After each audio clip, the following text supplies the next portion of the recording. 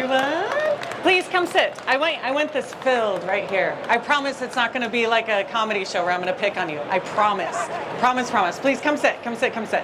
Okay, so we're going to talk today about this whole concept of too many optical walkouts, okay?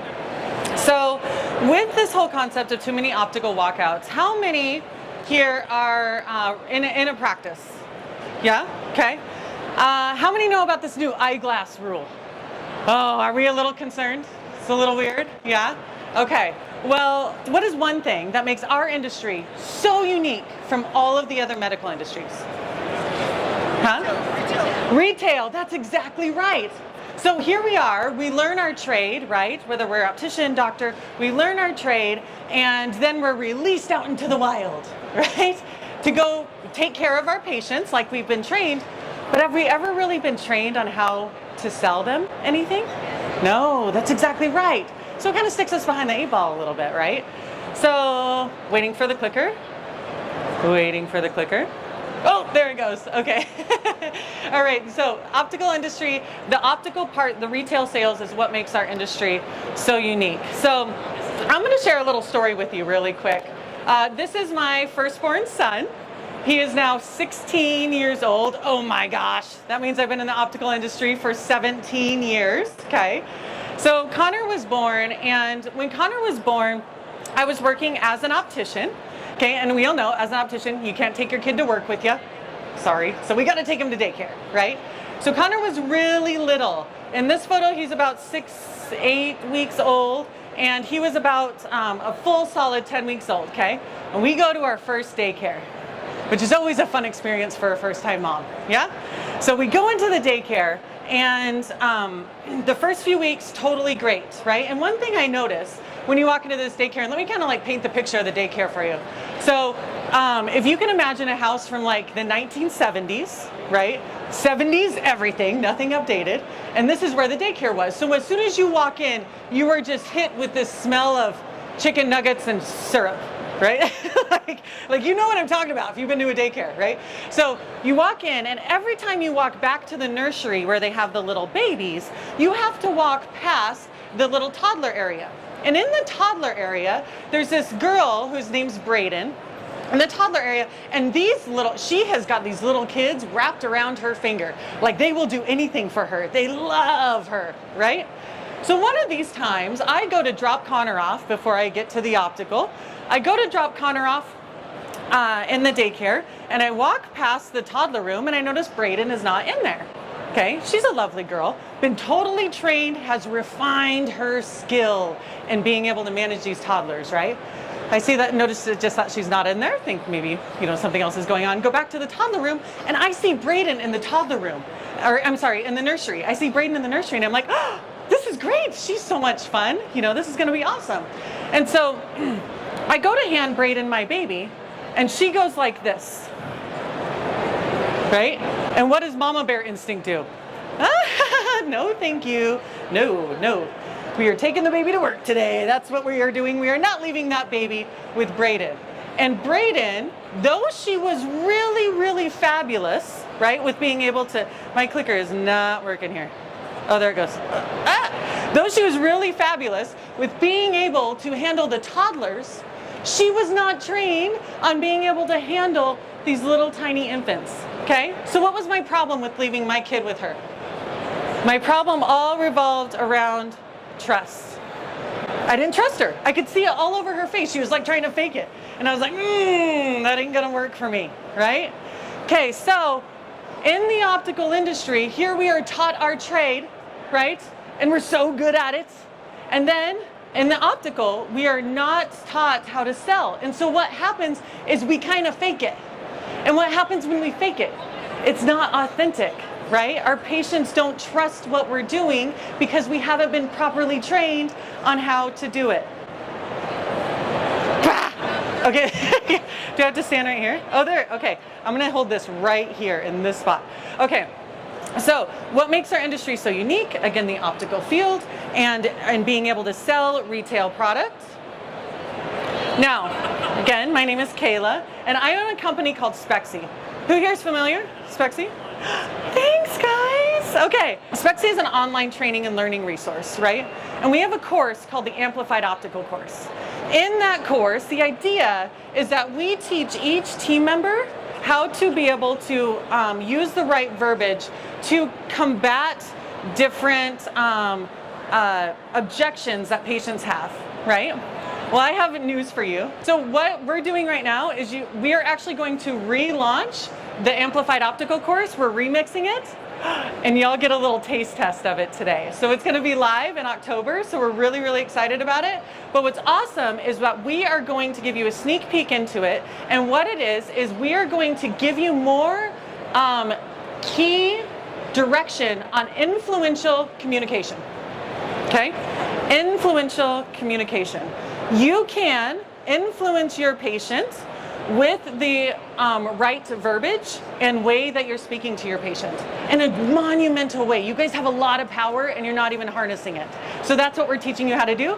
That's what you're gonna get a sneak peek on right here. So for any of you who have phones and you wanna be taking pictures of the slides, I'm totally cool with that. Totally down, it's all right. You'll get the downloads. I'll have a link afterwards and you'll have this whole video available on that link afterwards as well, okay? All right, so moving forward here, when the patient comes in, what is their journey in your office? They start with the front desk, right? Then they go to pre-testing area, then they go to the doctor, and then they go to the optician. Now in this process, who is the seller?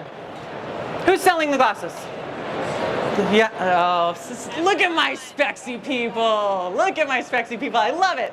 Typically, everything rests upon the optician, right? The optician could be the make or break with it all. And so many of us really focus on only the optician being that main person. What the reality is that everyone can be planting seeds to make this sale happen. And it can happen in the most authentic and awesome way. And with your eyeglass rule, the eyeglass rule, if y'all read it, because we're going to be training on it in this course, in the Amplified Optical remix, when you with the eyeglass rule, you cannot try to sell them eyewear until you give them their after their prescription is written and before their eyewear, before they get out into your optical until you sell to them, right? But there's so much more opportunity before that. We can be planting seeds. And this is where it's really, really powerful that you guys can be harnessing in your communications. Okay, so in influencing the sale, we're going to talk about each of these dynamics in your office. And the one thing I want you to know, influence is not manipulation. Okay? We're influencing them to open their eyes to see something different, to remember something that they wouldn't have thought of or remembered otherwise. Okay? Influence is not manipulation. Influence is building trust. Okay? So as we have this trust that we're building with them, let's break it down of how we're going to communicate. So we're going to focus on 5 things, and this is what we dive in really deep in this course. We've got words and tone and inflection. Okay? Your words are super powerful, and how you say it is even more powerful. Yet we were never taught on how to do this. So this is what we're going to dial in today. So the pink ones are verbal, and the ones in the blue there are non-verbal. So we've got body language, okay? Gestures, which we break up into different types of body language, because body language, as far as using your whole body, gestures as far as using your hands. I'm a huge hand talker, if y'all haven't noticed yet, okay? I'm a huge hand talker, but your gestures can be very, very powerful in your communication and our listening. So we're gonna break down how we can be using each of these in each area here. Looking at front desk first. Oh, this is my favorite slide. Okay, every position in your office needs to be able to speak to the other positions. Now, does your front desk need to know how to fit a seg height? No, they don't, but they need to be able to talk about progressives, right? You need to equip them with the tools to do that, okay? Does your pre-tester need to know about, the ABI value or the light transmission of anti-reflective treatment? No, that's the optician's job. But they need to know the benefits of what anti-reflective treatment can do for their patients. And I'm going to break down why. All right, so let's cover front desk first. When you have a patient who comes in, how many of you guys have your front desk person She's so sweet, she's so kind, she's very, very friendly, and she's like, okay, Miss Smith, thank you for giving us all your paperwork. I've got you checked in. Go ahead and have a seat, and Paula will be out to grab you here in just a minute. Okay? Pretty typical, and most of us would be like, yes, she's friendly, she's nice, our patients love her. I'm gonna tell you, no, absolutely no. You guys are missing a huge opportunity. And that opportunity is that you have a retail space in your optical that your patients can be looking at. Okay? So what you're going to do is you're going to change this up a little bit with not just the proper words, because all of these matter, but at the front desk, the tone and inflection and their gestures matter even more. All right, so first thing, when you're done checking in your patient, you say, Mary, I've got you all checked in. Can I grab you a coffee, water, or tea? Right? And Mary's gonna choose one.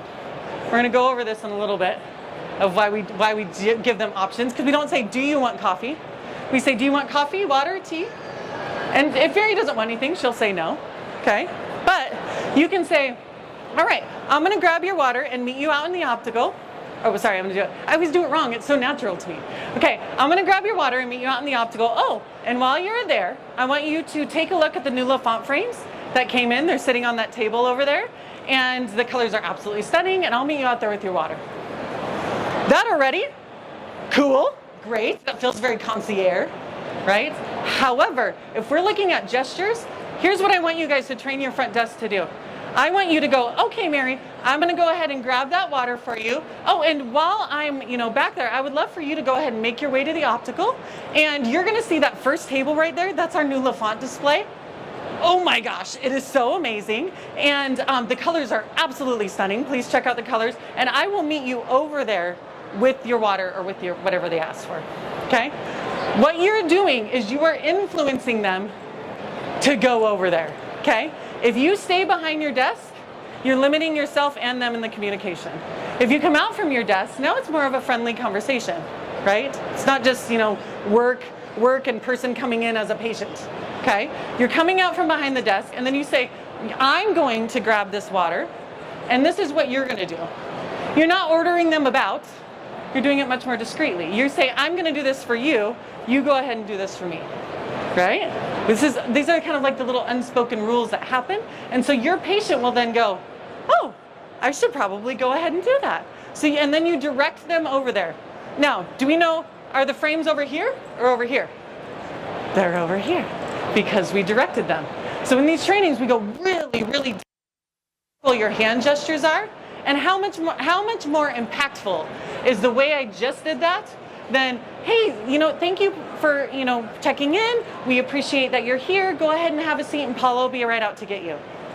I encourage you to train your front desk staff to not be like that. So all this is doing is planting a seed. So now let's go into our tech, our pre-testing position, okay? In our tech and pre-testing position, it is one of those things where you are seen as a nurse. Our techs and pre-testers are kind of seen as a nurse, right? They're like the triage. I'm gonna start going like this so everybody knows when the slide's gonna change, okay? All right, so as the techs are seen kind of as the triage, the caregivers, right? Why? Because when your patient comes in, they are telling you all of their ailments. They're telling you what's wrong. They're telling you what's different and what has changed, okay? You have, as a tech, the ability to speak to the solutions of the problems that they are having, okay? Really, really powerful. If a patient says, yeah, man, my nighttime driving's, getting really rough, you can talk a little bit about that. You don't just need to leave it to the doctor. You guys can equip your team for your techs to be able to properly talk about this. Now, here's one that is super powerful. You guys, we have so many Spexy offices that we encourage them to put some sort of lensometer or auto lensometer in their pre-testing area. Who has a lensometer in their pre-testing area? Yes, good. It needs to be in there because number one, you need to see what your patient is presenting with, right? But number two, you have the opportunity while, let's say Kayla, the pre-tester or the tech is back there doing the lenses, you have the opportunity to speak and plant even more of a seed. So you can say, hey, Miss Smith, I noticed that you've got quite a few scratches on these lenses, and you said that you're having some trouble with nighttime driving. The anti-reflective treatment that we have here in our office helps prevent scratches, and it helps so much with nighttime glare. Like, you are gonna absolutely love it. So I'm going to go ahead and make a note for our opticians. But here, I'm going to go ahead and give these back for you. Thank you for letting me clean up those glasses for you. That is a huge opportunity, and if your pre-testers aren't doing this, it's something that's very, very powerful. So what's happened now? After all of this, our little seed is growing, because now we've talked to them. They're in the mindset of purchasing. And then on top of that, now we've told them solutions to buying eyeglasses here. That is the biggest part, eyeglasses here, okay? Let's go into the doctor one. Doctor in the exam room, that's when we're going to end up getting the prescription. Well, a doctor ends up finding the prescription, right? So with the doctor, the big things that the doctor needs to focus on are their words, their body language, and how they are listening. Those are the biggest communication, hurdles for eye doctors. Now, we go deep in this course. We go very deep into being able to prescribe from the chair. Okay, so many people are like, okay, yeah, I like the idea, but give me some scripts, okay? You get a lot of scripts. But one thing that I want to really highlight is going over the eyeglass rule.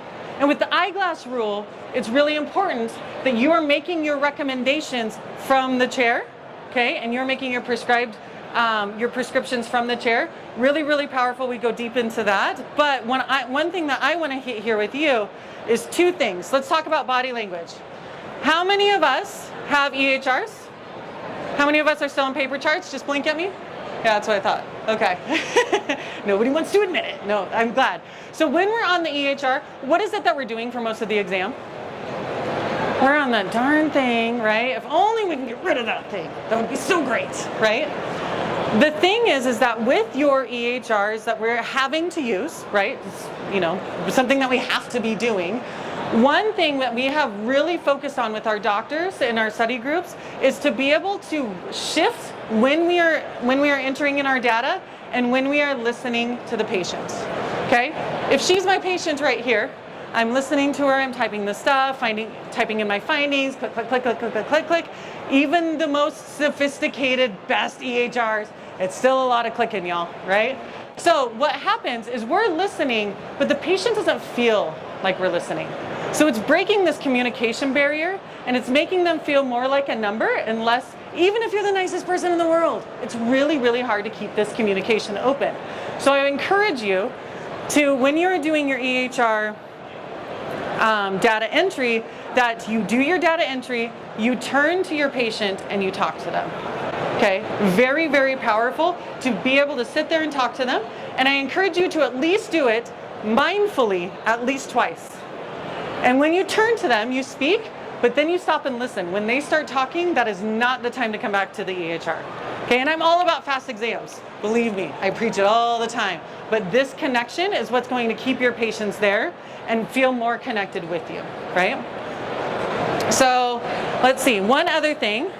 I have doctors that, and when we were doing this, our little test market on this new launch for the Amplified Optical, many doctors come in and they say, my biggest thing that I really, really love is the guidance that you gave us when there is no change in the prescription.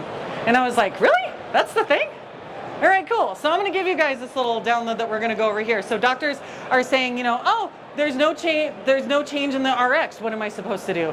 Or there's a minor change in the prescription. What am I supposed to do? Say again? Backup pair. Yeah, backup pair. That's exactly right. But so many doctors don't want to come off salesy, right? I mean, I agree with you. But so many don't want to come off salesy. What if the patient says, I just got these glasses 2 years ago and they still work for me? Of course they do. Okay? This is a great little tool that you can have in your exam room just to be able to pull out and utilize for your office. So you can say, while I'm finishing up your exam patient, I'm going to have my optician do a quick checkup on your glasses. Okay? You page the optician back to the exam room. Optician comes and grabs those little glasses, and they go up to the front into the optical lab, and they pull out a quality check report. Who has these in your office? These are real rad. In a few slides, you'll be able to download it. Okay, but I'm going to show you how to use it. So the optician then does a quality check on these glasses that are 2 years old. You'll see that the optician will mark the scratches that are on the lenses, and they'll mark where the scratches are. We're going to check out the frame. We're going to see that the hinges might be a little wonky, right? And we're gonna see that maybe there's some erosion on the back of the earpiece. Okay, so what this does is the optician then comes on back to the office while you're finishing up the exam, and the optician goes, hey, Miss Smith, here are your glasses, here's your quality check report card. You know, we cleaned them up for you. And what's Miss Smith gonna do? Oh my gosh. Now here's my favorite part, is we also look into their file to see how old these darn things are. And then of course, they purchased them here 4 years ago. Of course they did, because time flies when we're having fun, right? All right, so this little quality check report is super, super helpful. If you want it, feel free to go ahead and scan it. You will have to enter in an email, because it is on my little site there. But you guys have access to be able to download this fun little guy. And these are just one of a gazillion different types of downloads that we have through our training courses. So they're super helpful for your office. Pause for water. So at the end, ooh, am I still on? Okay. Also at the, that was so smart. You guys turned it off so nobody had to hear me gulping. That was so smart.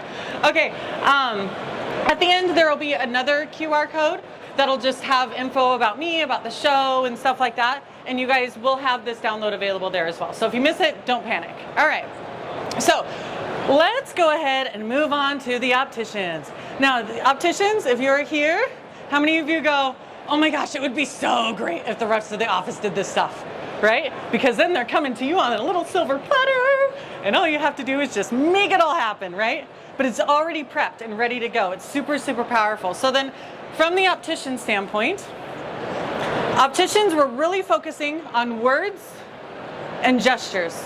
It's the biggest communication that you can have. Words and gestures. Right now, we're gonna focus deep on words. Okay? A lot of times, I have patients that say, or patients come in and opticians are like, oh, I hate it when I get, well, I just want what my insurance covers. Right? Yeah, so many head nods, yes. Yeah, this is painful, right? One little word, granted we do a whole training on this, but I'm gonna give you one little word that you can start using right now, and that word is contribution.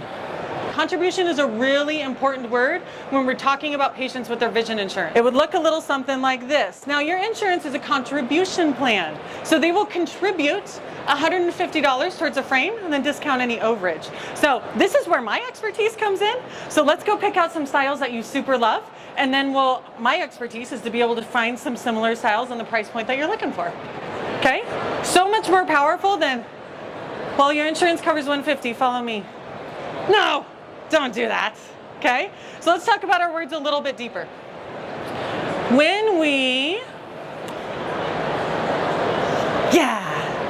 Okay, here's my thing on no more cursing. If anyone has been on anything of Spexy, you know that no more cursing is a really big deal to me. In cursing, what we're talking about is stop saying do you.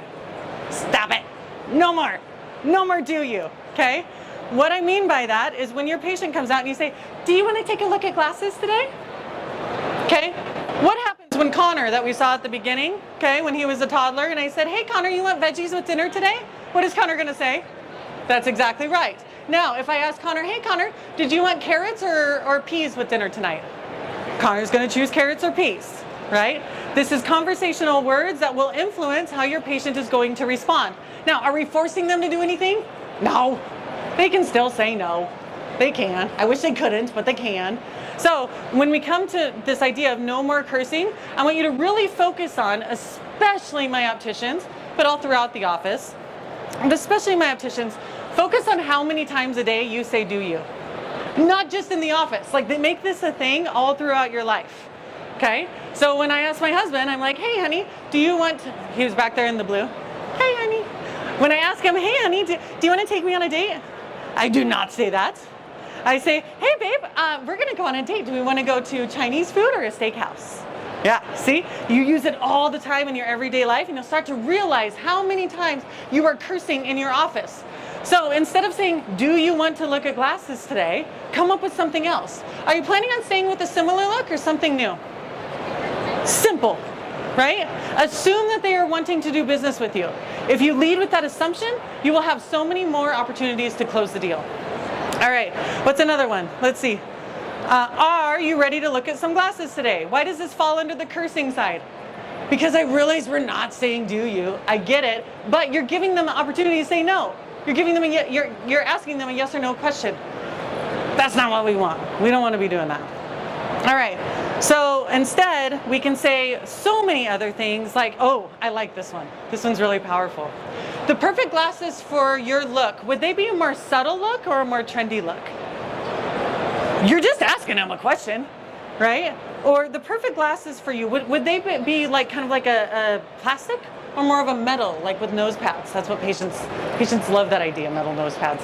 We all know we can put nose pads on everything, but patients don't know that, okay? What you're doing is you're getting them to start the conversation. Oh, this is my favorite. I love this. Okay, influential communication when it comes to your words, something really, really powerful. There's this guy named Vin on his social media. He is a stinking communication genius. Yeah, see? My team all knows Ask Vin. We all go through all of his courses. He is a communication, like, serious rock star, okay? So if you want to follow him on social, he's right there. So Ask Vin did this really powerful thing. It's called yes and.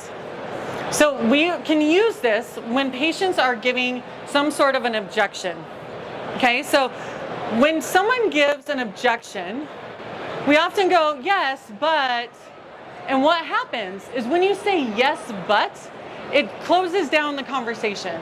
What you're doing is you're causing that person now to be on guard because they said something kind of confrontational. And when you respond, yes, but, it doesn't look that great. Okay, so let's dive into how we can use yes and in our offices. Okay, patient comes in. We finally get them out to the optical. We have planted all the seeds. We're so excited. And then the patient says, your glasses are too expensive. So many times they're like, well, you're just too cheap, right? That's what you want to say, but we can't because that would be bad, okay? So, and when they say your glasses are too expensive, we can utilize yes and. So you could say something like, yes, and the reason that is the glasses that we produce for you will give you exceptional clarity. That said, we do have beautiful frames to fit nearly every budget. So let's find a style that you're wanting and I will show you some different pricing options. You are not shutting down the conversation. If you tried to say the same thing and said yes, but the reason that is, see how that feels like so like off guard, it's off-putting, right? Yes, but. Yes and is something that's really, really powerful because the reality is that their perception of your pricing is their reality. So if you say basically no is what you're doing when you say yes but, you're basically telling them they're wrong, okay? Now, we know that we have different pricing ranges, but maybe they just looked at that one designer frame that's $800, and so that might be very expensive to some people, okay? So we have to respect that. So it's really powerful to use the words yes and, okay? Yes and, the reason why is this, okay? Let's go to another one. So, I love this one. I'm gonna get my glasses online. Ah, dang it, right? Okay, I'm going to get my glasses online. So when we hear this so many times, we're gonna go, well, you get what you pay for, right? How many of us do that? Or I'm gonna take my glasses to a big box store. Well, you get what you pay for. That's what we're thinking in our head. Granted, we say it a lot nicer, but that's what we're thinking. Okay, this is the inside Kayla. The outside Kayla's like, well, okay, well here in our office we have a package deal that could help. Stop. They're not listening. Okay, how can we use yes and in this scenario? I'm gonna get my glasses online. Now I want you to channel your inner Brene Brown here. Who knows Brene Brown? Yes, love her, okay? Channel your inner Brene Brown here because you are making yourselves very vulnerable, but you will learn a lot, okay? I'm gonna get my glasses online.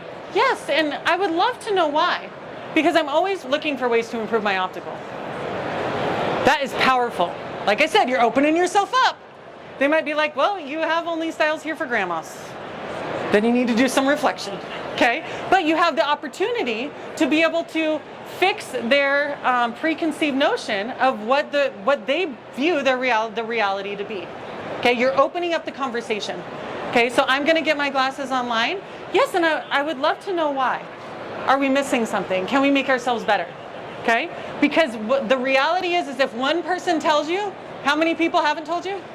It's like at least a 1 to 10 ratio. I think when it comes to patients, it's like 1 to 50. in my opinion.